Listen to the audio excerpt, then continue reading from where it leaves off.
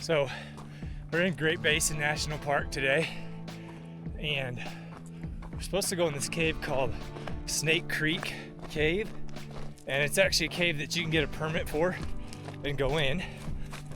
And we're here to do some volunteer work for the national park and collect some data. However, we can't find the cave. Waylon is yelling, and we think he's saying that he found it. He did indeed find it. And it is a big entrance. It's kind of crazy that we could miss that.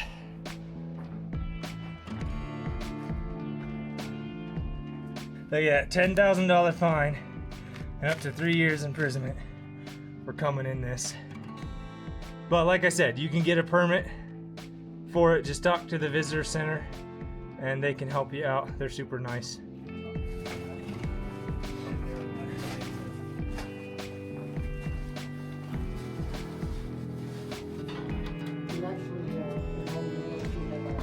So, all of this black stuff on the ceiling is soot from fires that have happened in here.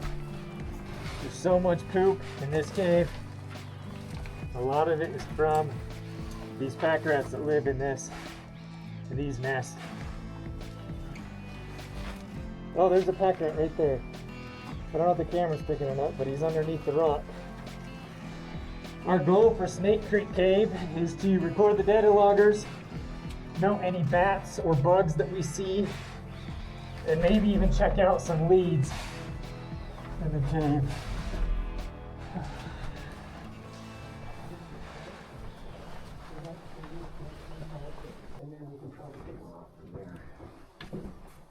These guys coming in high and where to go next?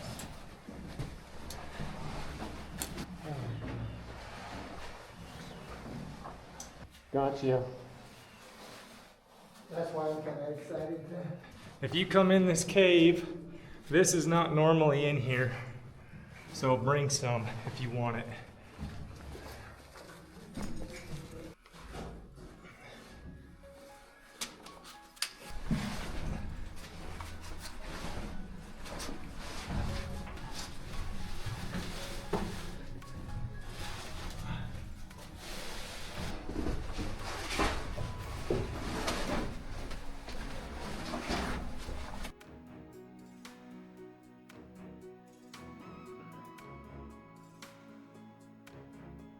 You can see these that had a really white on the end were probably broken off by people coming through here.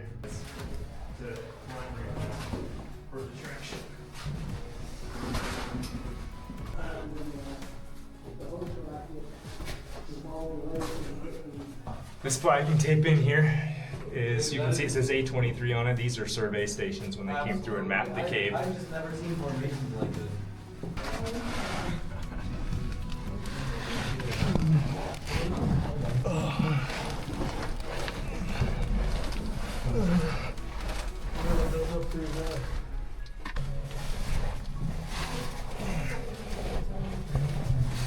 And then just watch your head when you get over here. Oh yeah. There's bolts here. Is it? I can't just slide. I'm kind of sliding gently. See, so when you're in a cave like this, it's hard to remember to think where to put your hands and feet. And we're not perfect at it, but you can see like those are formations. You can see this is all muddy, but that's all formation right there, and it get crushed.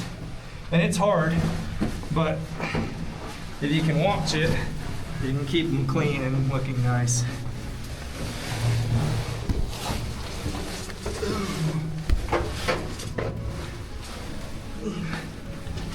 Okay, let's keep going down the slide.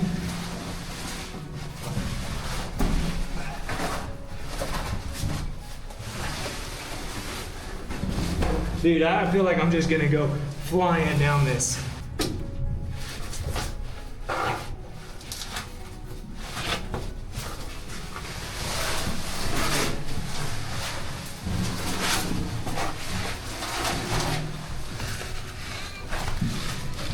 Oh crap, my shoulders are getting stuck.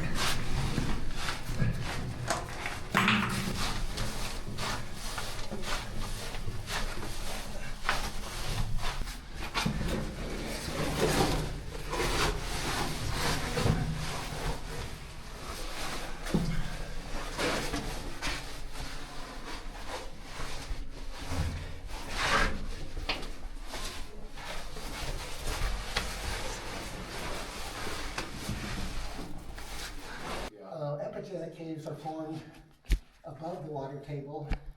Hypogenic caves are formed below the water table.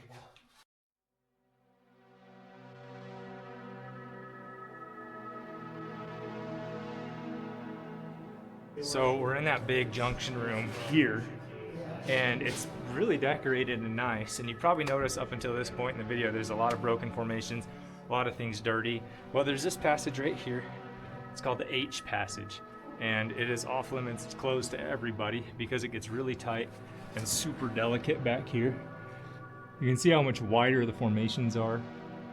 And I know it's not tight right here, but it gets tighter and it gets very decorated, and it's pretty pristine and white and pretty. And so they have it closed because if people go back there, it's just inevitable. Things will break. Here's another data logger.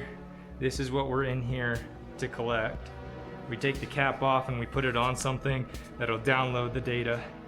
And then we just put the cap on and set it back, and it's I forgot what data it's collecting. I'll have to look into it and see.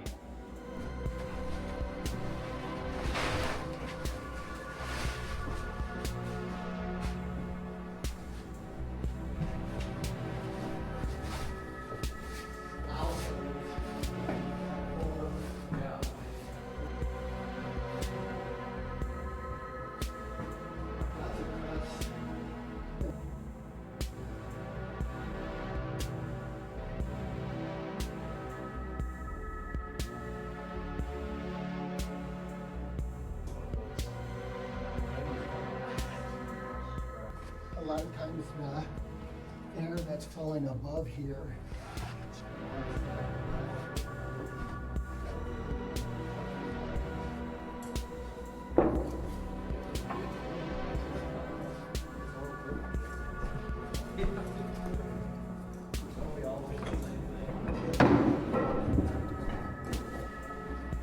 This is real cool back here.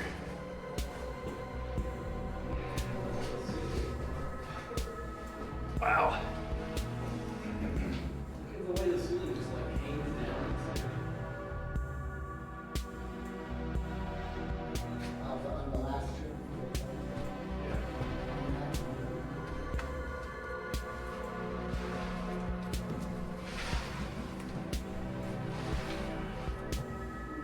So check this out. This was a pool. This whole thing I'm in, and you can see all around it this shelf. And there's actually right here, there's a miniature one on top. So we had 3 data loggers so far, right? Okay, we found out this is called the jacuzzi room, which is super cool. I'm sure this looks awesome when it's full of water. Look up that hole, dude. Tell me there's not more. There's definitely more. I know. What horrible day we're in. So the jacuzzi room is back there, and we just did some climbs back there, checking some leads. We are now heading this way back out of the cave.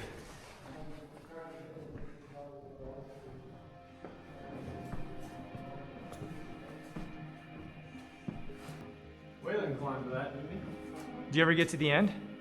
I made it up as far as I felt like I could go. Where even climb?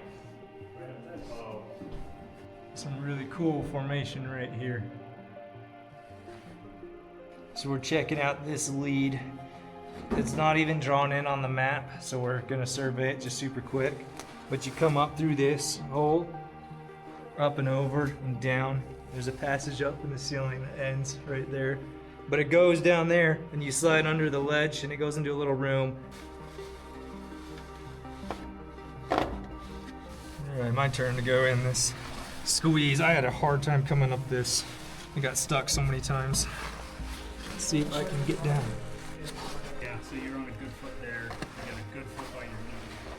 And the rest of it. There we go. That was so much easier than going up that. Right? Gravity's helping. Yeah, it is. So part of what we're doing in here is not only recording the data loggers, but we're marking where we see bugs, bats, and then like you can see here, Blake's adding passages that we've surveyed or we saw that were missing from the cave. Okay, we finished up our survey right up here of this other little side passage, and due to time, we're gonna hurry up and get out of the cave so we can go work in some other caves today, which means we won't check any of the other leads. I must say, one thing I do like about the Corduroy suit is it's really grippy. Shame on you for not turning around. I know I did.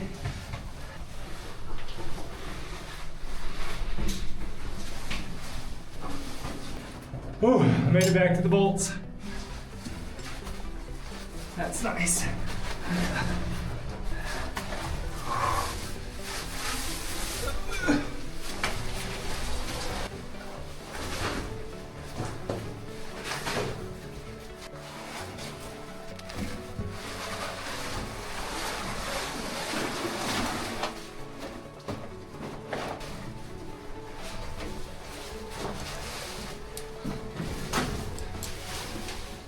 We surveyed a side passage real quick that wasn't on the map. That's what took us a while. We had to recalibrate the brick because we forgot to do that.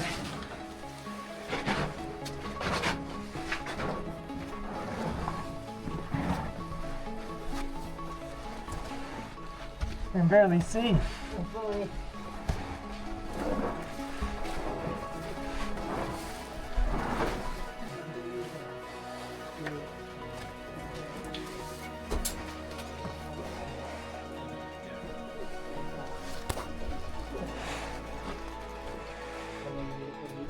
So right now we are walking over to another really small, short, dusty cave to go collect some data, and then we're gonna head back to the car. We're at Fox Skull Cave now. This is a really small, short cave. It's dusty.